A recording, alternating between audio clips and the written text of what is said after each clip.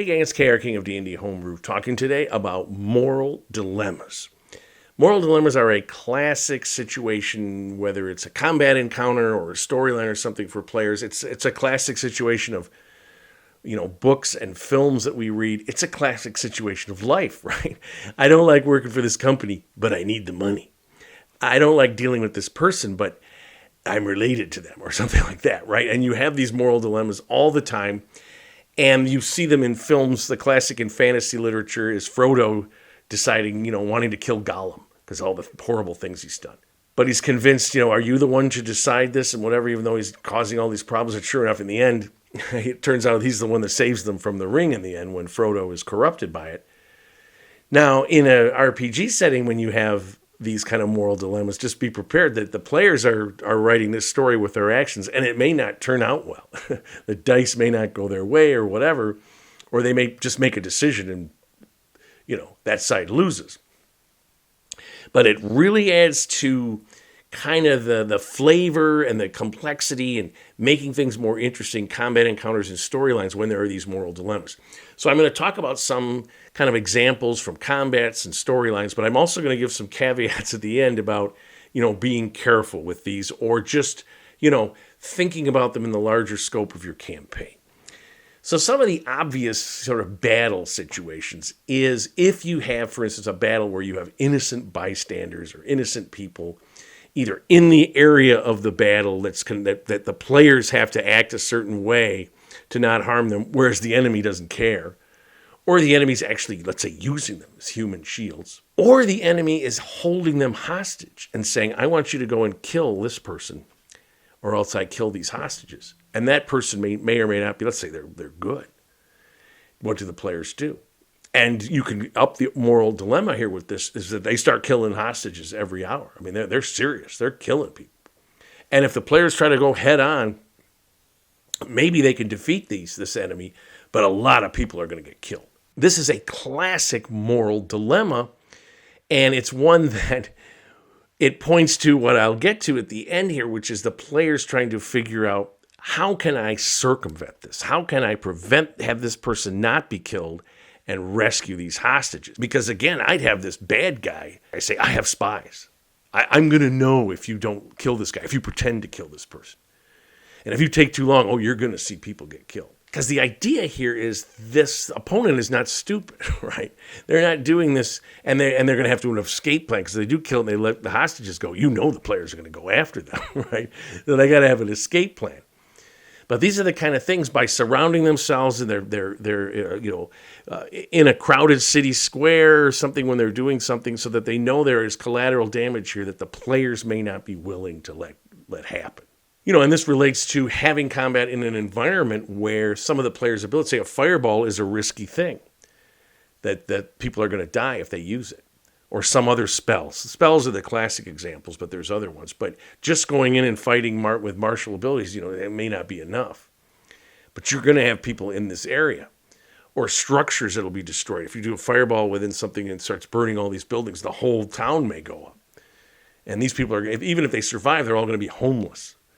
So the players have to think about that. But this enemy, they've got them where they want them or whatever. If they get away, and typically with a moral dilemma, they're going to get away. But are you going to stop them, or are you going to back off a little bit because there is a situation here in this town or whatever where you don't want to burn down all the houses? And another moral dilemma are sympathetic opponents. If you have giants that are harassing settlements in some area of the world, and the players are sent to try to put this down, and the giants are acting cruelly, as giants can do. Well, then you find out this is the giants' ancestral homeland that they were pushed off, and they just want to get it back. But the settlers have discovered gold here or something very valuable. They're not leaving. What do the players do? And you can force the hand by the giants are just committing outrages, and then the settlers are too. They're hiring mercenaries or whatever. What do the players do? Is the impulse, because you say, okay, the giants, you should get your homeland back. Well, these settlers have been here for hundreds of years because the giants have come back recently. We have nowhere to go. This is all we have. So what are we going to do, right? That's a moral quandary. how do you resolve this? It happens in the real world all the time. The settlers stole the land fair and square, as I used to say about stuff that was stolen in the United States. And, people have it. They're not giving it back. So this gives the opportunity to the players to either come up with a solution or pick a side. Maybe they just say to these settlers, we don't care. The giants, they side with these giants. Or maybe giants being giants are doing bad things. And actually, it's not that good of a thing to have them here.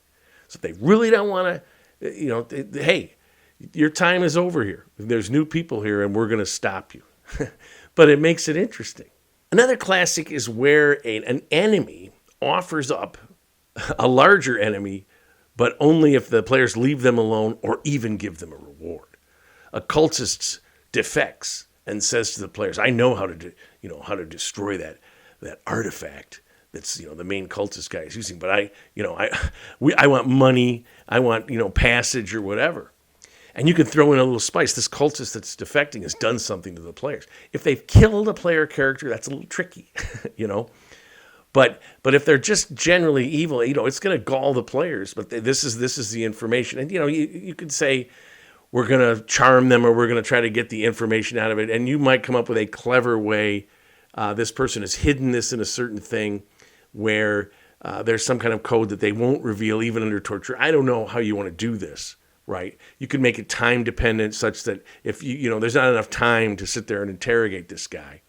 If you want to play this up. Again, if the players come up with a clever solution to this, to force this person to, maybe they say, well, we've done some research and we know where your family lives to this person. I don't know. But the thing is, that's a moral dilemma when you're dealing with criminals get off prison time by informing on other criminals. Sometimes that irritates people, especially if they're bad, especially if they're going to do more crimes. People are going to be injured if we let this person go. But we want to destroy that artifact. And along those lines, and unintended consequences, what if this artifact, you have some cult guy who's controlling some artifact that's super evil, and you want to destroy it, but it's sacred to the local inhabitants. Like one of these Buddha statues that you see that sometimes gets destroyed. And it's, and then you can't just make a substitute. They're going to lose this thing, this cultural artifact that means everything to them. They don't even care if this guy's corrupting it, or they've just learned to live with it. But the players are like, no, we got to destroy this, right? And that's a classic moral dilemma. What do they do, right? And do they figure out a way to get him away from this such that the power can then be corrupted if it's not being used by a corrupt person? And here again, if the players go, this is another classic moral dilemma, they go and they steal something from some powerful lord or some vampire or something, and he takes out retribution on the locals. You kill one of my guards, I kill 5 villagers, right? The players know it's a moral dilemma. They know if they go and do this, this could be a problem for the locals. They could be hurt. So what do? Do they figure out a way? Again, this usually lends itself to you got to defeat this guy. He's a menace. But again, if he's very powerful, it just presents that they have an opportunity to steal something or whatever. Maybe they can pin the blame on his cultist guy that defected. I don't know. Make it so it's clear the villagers have nothing to do with this. Again, a clever solution to a moral dilemma. And then there's the combining of ethical dilemmas in which, in order to save some person who's dying or under some, there's some restoration ritual that can only be done with a certain thing, others must die. Or, we can't save this village. The magic dam is going to collapse. I don't know. The village must be destroyed for the greater good, right? Or this person, if it's a party member that must be saved and the village is destroyed, that's an interesting ethical dilemma, right? And some players may say, we don't care. They're not real. But of course, then, people find out about this kind of thing. I mean, you sacrificed a whole village so that your 5th level cleric guy could live. Interesting choice, my friends, right? Now you potentially made some enemies. So those kind of dilemmas, those kind of situations where how can we want the villagers out of there. Again, if you're making it time sensitive or something, or the removal of this magic, they refuse to leave. They don't believe the players that this disaster is going to occur. My mind starts to go with these kind of things. But you see what I'm saying? Those make these decisions. It isn't just get the item, save the player. There's a dimension. But now I'm going to talk about 2 aspects of this that you got to be careful of. You can't make every situation a moral dilemma. It becomes too much.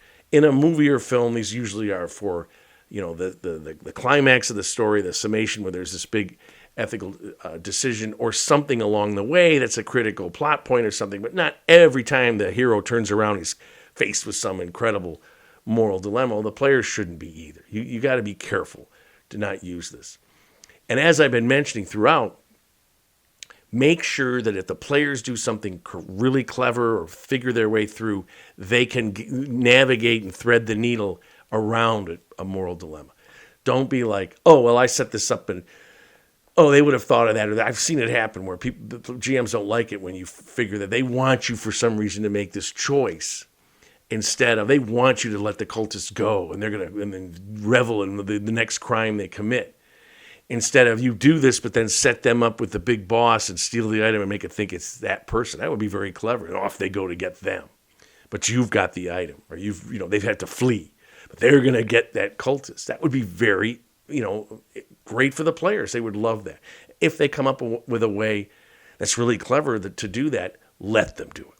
So again, moral dilemmas can be really fun. They can really add some dynamism, really get your players invested, really get them thinking strategically and scrambling to solve the problem. Just make sure you use them wisely and make sure you do honor their abilities to, figure those out. And a shout out to my Patreon supporters. This week I did some Christmas-themed monsters, which was kind of interesting. Kind of a weird thing for this time of year, but it was fun, and I really appreciate their support, and I appreciate you for watching my videos. If you appreciate it, like the video, give me a comment.